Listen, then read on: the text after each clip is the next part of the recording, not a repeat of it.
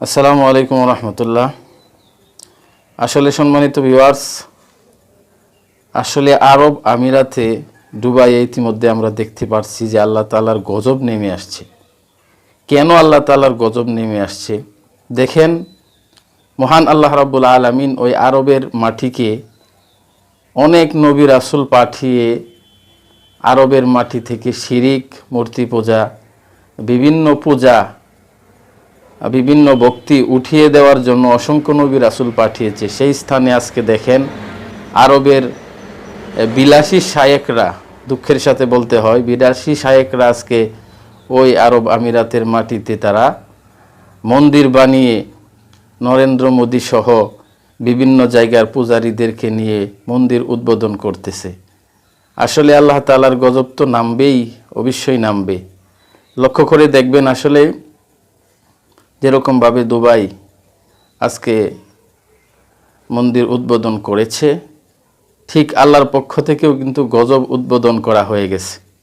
এখনও সময় আছে, দুবাইয়ের শায়েখরা যদি তওবা করে আর এইসব বিষয় থেকে দূরে সরে যায়, আল্লাহ তাআলার এই কঠিন থাবা থেকে বাঁচতে পারবে।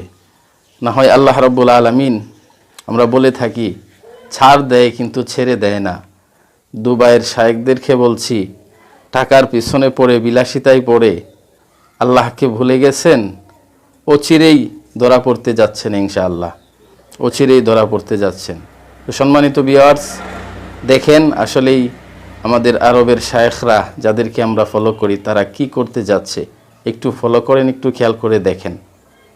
উত্তরপ্রদেশের অযোধ্যার পর এবার পশ্চিম এশিয়ার মুসলিম রাষ্ট্র সংযুক্ত আরব আমিরাতে প্রথম হিন্দু মন্দির উদ্বোধন করলেন ভারতের প্রধানমন্ত্রী নরেন্দ্র মোদী। 2 দিনের আমিরাত সফরের শেষ দিন বুধবার আবুধাবিতে বোচাসনবাসী শ্রী অক্ষর পুরুষোত্তম স্বামীনারায়ণ সংস্থা BAPS এর উদ্যোগে তৈরি এই মন্দিরের উদ্বোধন করেন তিনি। এ সময় এক ভাষণে মোদী আমিরাতের প্রেসিডেন্ট শেখ মোহাম্মদ বিন জায়েদকে ধন্যবাদ জানিয়ে বলেন, এই মন্দির নির্মাণে সহায়তা করে তিনি কোটি ভারতীয়র স্বপ্ন পূরণ করেছেন।